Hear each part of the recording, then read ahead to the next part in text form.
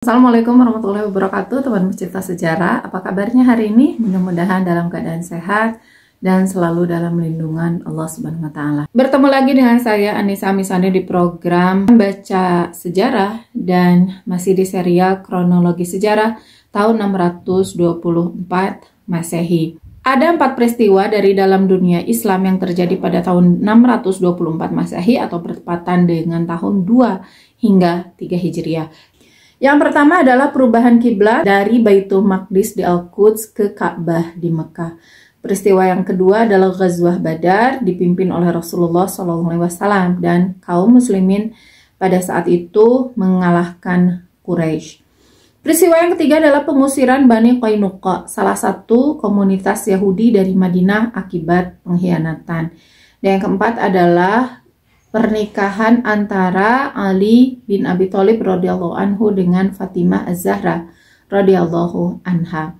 Kemudian ada 3 peristiwa penting yang datang dari luar dunia Islam. Yang pertama adalah penghancuran kota Divin, ibu kota Armenia, dan Nakhchivan oleh Heraklius. Ia mengalahkan pasukan Persia di Ghanzak dan menghancurkan kuil api di Tagh-e-Soleiman. Kemudian yang kedua ada peristiwa penarikan mundur sebagian besar pasukan Persia dari Chalcedon seberang Konstantinopel. Dan peristiwa terakhir yang terjadi di tahun 624 Masehi adalah penguasaan kembali Al-Andalus oleh bangsa Visigoth setelah 70 tahun dikuasai oleh Romawi Bizantium. Dan hari ini kita masih membahas tentang peristiwa kedua yang datang dari dalam dunia Islam bertepatan dengan tahun 2 Hijriah atau 624 Masehi, yaitu Ghazwah Badar. Dan Ghazwah Badar ini sudah beberapa episode ya kita bahas, dan hari ini mudah-mudahan terakhir kita selesaikan materi tentang Ghazwah Al-Badar. Kemudian ada hal penting yang terjadi setelah terjadinya penebusan para tawanan ini. Ternyata Rasulullah SAW mendapatkan peringatan dari Allah Subhanahu wa taala. Jadi sehubungan dengan tindakan dan keputusan yang diambil oleh Rasulullah SAW itu ternyata itu tidak direstui lah katakanlah oleh Allah Subhanahu wa taala. Ternyata Allah Subhanahu wa taala lebih merestui pendapat dari Umar bin Khattab. Ini termaktub dalam surat Al-Anfal ayat 67 sampai 68 yang artinya tidak patut bagi seorang nabi mempunyai tawanan sebelum ia dapat melumpuhkan musuhnya di muka bumi. Kamu menghendaki harta benda duniawi, sedangkan Allah menghendaki pahala akhirat untukmu. Dan Allah Maha Perkasa lagi Maha Bijaksana. Sekiranya tidak ada ketetapan telah terdahulu dari Allah, niscaya kamu ditimpa siksaan yang besar karena tebusan yang kamu ambil. Maka makanlah dari sebagian rampasan perang yang telah kamu ambil itu sebagai makanan yang halal lagi baik. Dan bertakwalah kepada Allah, sesungguhnya Allah Maha Pengampun lagi Maha Bijaksana.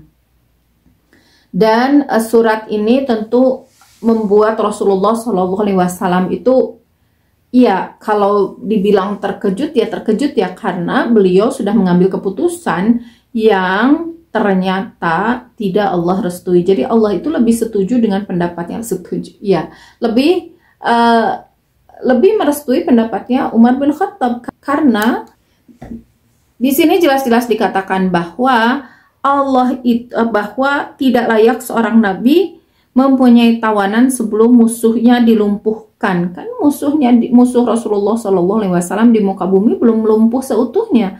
Baru orang-orang yang memerangi Rasulullah di perang Badar saja, belum keseluruhan orang-orang yang memusuhi Rasulullah SAW itu berhasil dikalahkan gitu. Sehubungan dengan diturunkannya ayat-ayat tersebut, seketika itu Nabi SAW dan Abu Bakar menangis karena menyesali apa yang telah mereka putuskan. Karena ayat-ayat itu jelas-jelas ya, kita saja yang membaca pada zaman ini merasakan teguran yang keras dari Allah Subhanahu wa taala. Apalagi Nabi Muhammad SAW dan Abu Bakar pada saat itu tentu merasakan teguran yang lebih dahsyat ya dirasakan oleh mereka daripada kita.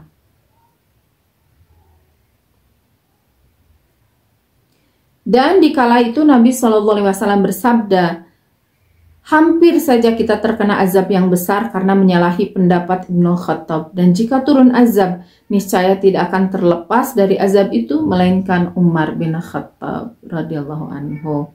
Kemudian di ayat berikutnya, Allah berfirman di Al-Anfal ayat 77:1, "Hai Nabi, katakanlah kepada tawanan-tawanan yang ada di tanganmu, jika Allah mengetahui ada kebaikan di dalam hatimu, niscaya Dia akan memberikan kepadamu yang lebih baik dari apa yang telah diambil darimu. Dan Dia akan mengampunimu, dan Allah Maha Pengampun lagi Maha Penyayang. Akan tetapi jika mereka, tawanan-tawanan itu, bermaksud hendak berkhianat kepadamu, sesungguhnya mereka telah berkhianat kepada Allah sebelum ini. Lalu Allah menjadikanmu berkuasa terhadap mereka, dan Allah Maha Mengetahui lagi Maha Bijaksana." Sebetulnya pada hakikatnya disebut kesalahan juga enggak sih ya. Rasulullah SAW dan Abu Bakar As-Siddiq itu sebetulnya, dan para sahabat lain lah ya yang berpendapat seperti itu, sebetulnya tidak bisa dimasukkan ke dalam kesalahan juga, karena pada saat itu memang belum turun hukum yang berbicara tentang tawanan gitu, baru berbicara tentang ghanimah, tentang rampasan perang, dan masih di surat Al-Anfal ya, ayat-ayat sebelumnya. Dan belum berbicara tentang tawanan, sehingga beliau itu mengambil keputusan, dan para sahabat syuranya itu mengambil keputusan untuk memaafkan dan mengambil tebusan. Ini bisa jadi pelajaran yang sangat berharga bagi kita ya teman semua. Jadi meskipun ini hal yang berbeda ya antara syura dengan keputusan yang Allah berikan gitu, bahwa Allah Subhanahu wa taala itu lebih menyetujui dengan pendapat yang terlihat keras gitu ya di mata kita, tapi ternyata itu di mata Allah itu justru itulah yang benar. Ini memperjelas sikap kita bahwa pandangan kita dengan pandangan Allah itu berbeda, dan ketika itu berbenturan maka pandangan kita lah yang harus memang dikalahkan, karena kita memang tidak layak, kita tidak tahu apa-apa, kita tidak mengerti apapun, kita tidak tahu masa depan, kita bahkan tidak tahu masa lalu. Kita tidak tahu mana yang terbaik buat kita dan mana yang buruk buat kita, dan Allah Maha mengetahuinya. Allah Maha mengetahui, Allah Maha bijaksana, sehingga keputusan dari Allah lah yang paling benar. Dan hal ini juga disadari oleh para sahabat dan Rasulullah SAW. Ketika Allah Subhanahu wa taala menurunkan surat dan menyetujui satu pendapat, maka itulah yang pendapat yang benar, meskipun sikap mereka tidak disalahkan pada hal ini, karena keputusan itu diambil sebelum datang aturan yang Allah berikan. Tetapi teguran ini, apalagi dengan bahasa yang kalau dibaca itu cukup keras ya, bahkan sangat keras, mengatakan bahwa yang mengambil tebusan itu adalah salah satu tanda lah ya mencintai harta. Di sini kan dikatakan mencintai dunia ya, kamu menghendaki harta benda duniawi, sedangkan Allah menghendaki pahala akhirat untukmu. Ini ya teguran yang sangat keras lah, meskipun ya itu tadi bukan kesalahan sebetulnya gitu, tetapi teguran ini tentu diterima dengan dengan cukup mengejutkan lah ya, sehingga Rasulullah dan Abu Bakar khususnya itu menangis dengan lama gitu ya atas keputusan yang ternyata mereka telah ambil dan tidak disetujui sebetulnya oleh Allah Subhanahu wa taala. Dan itulah akhir dari pembahasan tentang Ghazwah Badar Al-Kubra. Lalu apa sih imbas atau apa sih pengaruh dari hasil Ghazwah Badar ini baik terhadap masyarakat di Makkah, Quraisy, masyarakat Madinah maupun orang Yahudi ya yang ada di Madinah? Tentara Quraisy yang pertama kali sampai di Mekah ialah Haisuman bin Abdillah Al-Khuzai. Setelah sampai di Mekah, ia ditanyai oleh orang-orang yang tinggal di Mekah, terutama ketua-ketua Quraisy yang tidak ikut ke Badar. Ia pun menjawab dengan sebenarnya. Ia mengatakan tentara Quraisy hancur luluh dikalahkan oleh tentara Muhammad. Kepala-kepala dan pahlawan-pahlawan Quraisy binasa. Abu Jahal tewas, Utbah bin Rabi'ah tewas, Abu Bakhtari terbunuh, Walid bin Utbah tewas, Syaibah bin Rabi'ah binasa, Uqbah bin Abi Mu'id tertawan, Nadhar bin Harith tertawan, dan barisan tentara Quraisy kocar-kacir. Demikianlah Haisuman menerangkan satu persatu kekalahan tentara Quraisy dalam perang Badar. Tetapi tidak ada seorang pun yang mempercayai ucapannya. Sungguh pun demikian, ia tetap mengatakan apa yang terjadi dan yang dilihatnya. Dan kalau kurang percaya, boleh dibuktikan nanti. Lalu selang beberapa hari dari kedatangan Haisuman, para tentara Quraisy yang dapat melarikan diri telah sampai di Mekah. Lalu masing-masing menerangkan dan menceritakan kepada seluruh penduduk Mekah bahwa tentara Quraisy telah dikalahkan oleh tentara Muhammad, walaupun mereka belum ditanya oleh para ketua Quraisy. Mendengar berita kekalahan itu, Abu Lahab pingsan, dan orang-orang Quraisy di Mekah banyak yang menangisi kekalahan yang dideritanya. Karena sedihnya ditinggalkan oleh kawan-kawannya, Abu Lahab jatuh sakit. Selang 7 hari kemudian, ia mati dengan membawa kepedihan yang tak terhingga. Riwayat kematian Abu Lahab adalah sebagai berikut. Tatkala tentara Quraisy yang telah kalah itu pulang ke Mekah, dan banyak di antara para ketua mereka yang mati dalam pertempuran, yang tampak datang hanyalah tinggal Abu Sufyan. Maka Abu Sufyan terus menuju ke suatu tempat dekat sumur Zam-Zam. Ketika itu datanglah Abu Lahab dan terus bertanya kepada Abu Sufyan, bagaimana kabarnya? Abu Sufyan tentu saja menjawab dan melaporkan apa adanya. Dikala itu orang banyak pun datang ke tempat itu dan mengelilingi Abu Sufyan. Setelah Abu Lahab menerima laporan yang jelas dari Abu Sufyan dan lainnya, ia pun jatuh pingsan. Dalam pada itu, ia sempat juga memukul dengan keras seseorang yang bernama Abu Rafi, budaknya Abbas bin Abdul Muthalib. Dan karena Abu Rafi dianggap menghinanya. Setelah itu Abu Lahab jatuh sakit dan 7 hari kemudian ia pun mati. Penyebab sakitnya adalah karena hatinya terpukul dengan keras karena kekalahan tentaranya yang tidak disangka-sangkanya itu. Di samping itu ada riwayat lain yang menyebutkan bahwa ia terkena penyakit cacar setelah menerima berita kekalahan tersebut. Bangkainya busuk sampai 3 hari baru dikuburkan orang. Ini menurut riwayat yang dituliskan dalam kelengkapan tarikh Nabi Muhammad SAW. Jadi begitulah yang terjadi di Mekah ya. Terbayang ya bagaimana goncangnya Mekah pada masa itu. Ini adalah kekalahan yang tidak bisa mereka terima, yang mengujudkan karena mereka dengan jumlah yang sangat besar, persenjataan yang lengkap, ini sama sekali di luar sangkaan mereka. Kekalahan ini benar-benar sangat menyakitkan bagi mereka. Apalagi tokoh-tokoh Quraisy itu semuanya habis. Tokoh-tokoh Quraisy semuanya habis, kecuali Abbas mungkin ya, Abbas bin Abdul Muthalib yang selamat dan tertawan. Sementara tokoh-tokoh lain yang jelas-jelas memerangi Rasulullah SAW, seperti disebutkan tadi ya, orang-orangnya itu habis dan ya binasa, mereka binasa. Sehingga ya bukan hanya memukul perasaan Abu Lahab, tapi ini adalah pukulan telak juga bagi masyarakat Quraisy, bagi Abu Sufyan, bagi seluruh masyarakat ya. Abu Sufyan juga dia menyesalkan semua kejadian ini karena dia kan dari awal sudah memberitahu bahwa akan terjadi kekalahan pada kaum Quraisy gitu. Karena meskipun persiapannya matang, tetapi dari kondisi lokasi dan sebagainya dia sudah melihat bahwa akan ada kekalahan bagi kaum Quraisy, dan dia sudah memperingatkan hal itu kan kepada Abu Jahal. Tetapi ya Abu Jahal itu dikatakan sendiri oleh Abu Sufyan, dia itu congkak dan sombong, tidak mau menerima masukan, sehingga orang seperti ini ya dia akan mendapatkan kekalahan gitu ya. Itu yang dikatakan oleh Abu Sufyan bin Harb.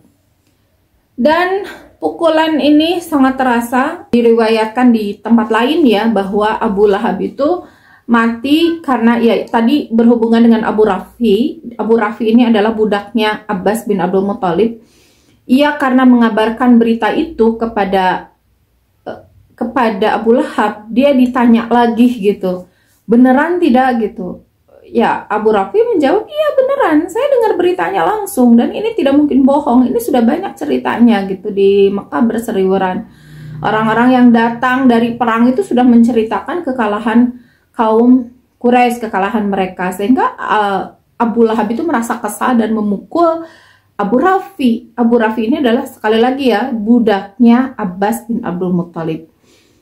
Tahu bahwa budaknya disiksa, Ummu Fadl, istri dari Abbas, itu merasa kesal sehingga dengan apa ya, untuk memasak tuh sinduk ya, kalau orang Sunda sinduk atau apa ya, cengkok, apa sih, alat masak lah ya, itu dipukul lah kepala Abu Lahab gitu.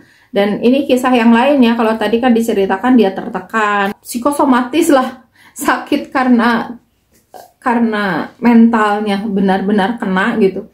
Kemudian ada yang mengatakan karena cacat, dan ini riwayat ketiga yang saya dapat ya, bahwa Abu Lahab itu meninggal karena pukulan dari centong lah ya, centong masak gitu, pukulan dari centong masaknya Ummu Fadl gitu, dipukul sampai berdarah kepalanya karena kesal budaknya sudah dipukul juga oleh Abu Lahab gitu. Abu Lahab ini kan adiknya ya, adik ipar, berarti adik ipar atau saudara ipar lah, adik atau kakak gitu ya, dari Ummu Fadl, dipukul lah dan berdarah, dan luka itulah yang menyebabkan dia terus-menerus sakit gitu. Mungkin semacam diabetes lah ya, karena tubuhnya itu ya dari luka itu terus membusuk sehingga dia mati dalam keadaan seperti itu. Mayatnya itu dalam keadaan bau busuk, sehingga tidak ada orang yang mau menguburkannya, dan sampai akhir memang tidak dikuburkan, melainkan di kamarnya, di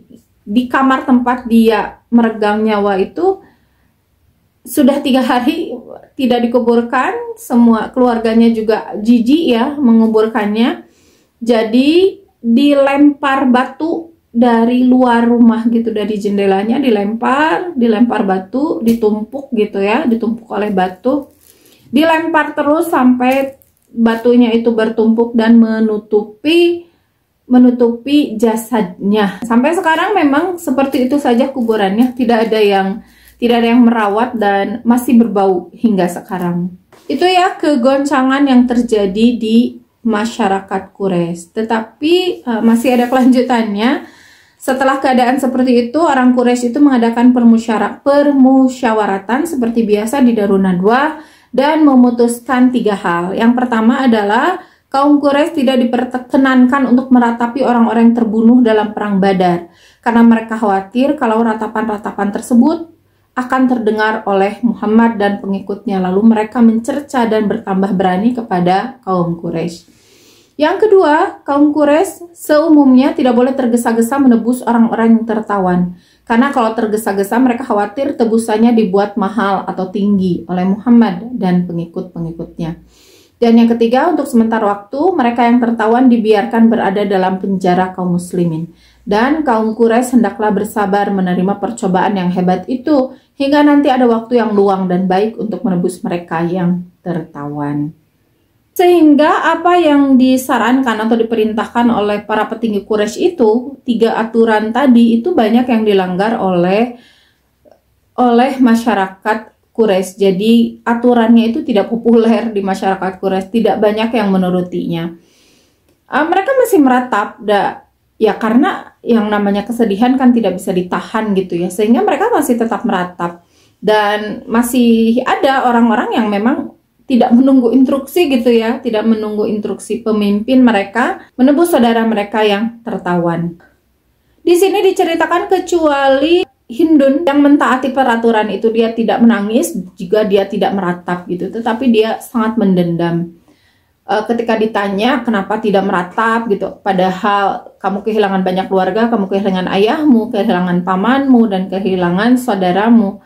Dia kehilangan Utbah bin Rabi'ah, ayahnya, kehilangan Syaibah bin Rabi'ah, pamannya, juga kehilangan Walid bin Utbah, saudaranya.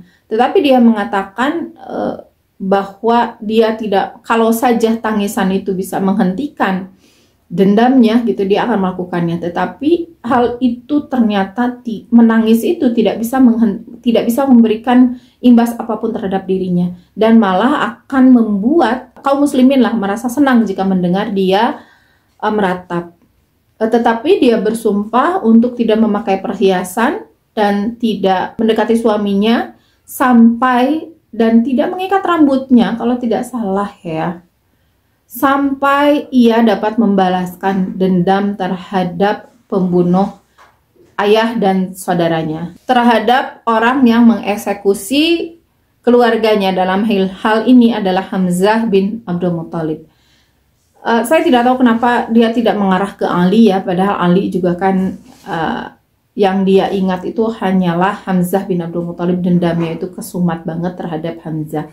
Demikian juga Abu Sufyan, dia juga sama bersumpah dengan sama dengan yang dilakukan oleh istrinya. Dia bersumpah untuk tidak mencuci rambutnya sampai dia bisa memerangi Muhammad SAW dan pengikut-pengikutnya.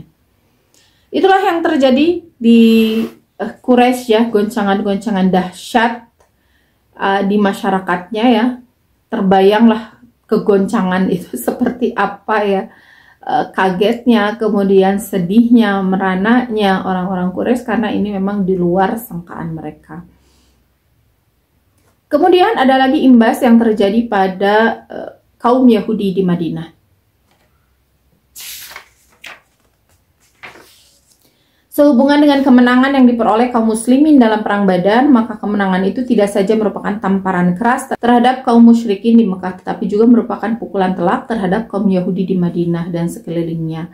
Bahkan dapat pula dikatakan bahwa waktu itu kegoncangan dan kegemparan kaum musyrikin Quraisy di Mekah menjalar juga kepada kaum Yahudi di Madinah. Orang Yahudi di Madinah itu kan sebetulnya sudah mengadakan perjanjian damai ya dengan kaum muslimin. Dalam hal ini pemimpin kaum muslimin yaitu Rasulullah SAW. Mereka sudah menandatangani piagam Madinah untuk saling tidak saling berperang, saling melindungi gitu ya. Tetapi kemenangan di perang Badar ini rupanya membangunkan mereka bahwa katanya nih, laki-laki itu, maksudnya Muhammad SAW, pelarian dari Mekah, sekarang agaknya hendak menguasai dan merajai Madinah.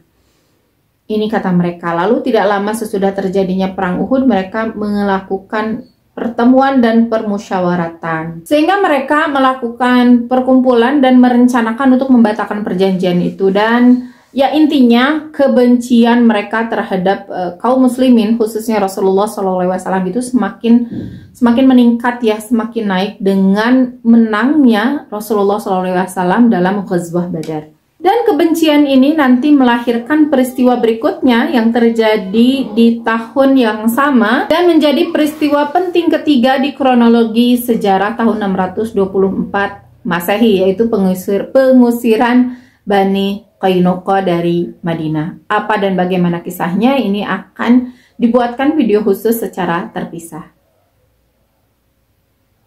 Dan efek yang terjadi terhadap Madinah, tadi kan terhadap Makkah sudah ya, kegoncangan yang terjadi terhadap Makkah, kemudian yang kedua terhadap kaum Yahudi di Madinah, dan yang ketiga terhadap masyarakat Madinah sendiri. Dan ternyata kemenangan ini bukan hanya memunculkan kebencian dan dendam yang ada di dalam orang kafir Quraisy, juga orang Yahudi, ternyata bukan hanya pada mereka, tetapi ada ternyata kaum muslimin yang juga merasakan kebencian yang sama dan penderitaan yang sama dari kekalahan kaum Quraisy ini dan dari kemenangan Rasulullah SAW, yaitu orang-orang munafik dari yang tinggal di Madinah. Mereka berpura-pura muslim memang, tetapi di dalam hati mereka membenci kemenangan ini. Dia pada dasarnya ini dimotori oleh Abdullah bin Ubay ya, Abdullah bin Ubay yang sebetulnya terjadi begitu saja sih karena salah satunya imbas karena kemenangan kaum muslimin di Badar itu menambah kehilangan, menambah kejatuhan pamornya gitu. Jadi Abdullah bin Ubay ini sebetulnya sebelum kedatangan Nabi SAW itu hampir-hampir diangkat menjadi pemimpin mereka. Tetapi ternyata Rasulullah hadir dan masyarakat Madinah itu lebih mempercayai Rasulullah SAW dengan agama Islamnya tentu saja. Dan ini membuat Abdullah bin Ubay itu terluka. Penobatan dia lah sebagai pemimpin Mekah itu menjadi batal dengan kehadiran Rasulullah SAW. Dan ini menimbulkan dendam pribadi yang cukup dalam ya bagi Abdullah bin Ubay. Sehingga kebenciannya terhadap Rasulullah itu terpupuk dari sejak itu. Dan munculnya kemenangan dan adanya peristiwa Badar dan kemenangan kaum muslimin ini menjadi bensin lah katakanlah yang menyulut dendamnya itu dan kebenciannya itu semakin berkobar terhadap Rasulullah SAW, sehingga bukan lagi dipendam di dalam hati. Ini kedepannya akan menimbulkan kericuhan-kericuhan yang menyebabkan suasana kaum muslimin di Mekah itu menjadi tidak kondusif. Dan ini akan banyak ya kisah yang ditimbulkan oleh Abdullah bin Ubay ini. Dan itulah teman pecinta sejarah penutupan dari peristiwa Ghazwah Badar yang terjadi pada tahun 2 Hijriah atau bertepatan dengan tahun 624 Masehi.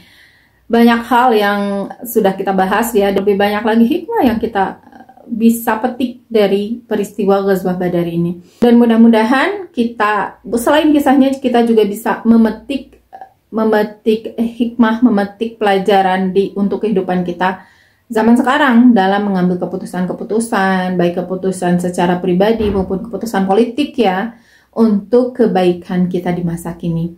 Terima kasih sudah menyimak, mohon maaf atas semua kesalahan. Insya Allah bertemu lagi di video berikutnya. Wassalamualaikum warahmatullahi wabarakatuh.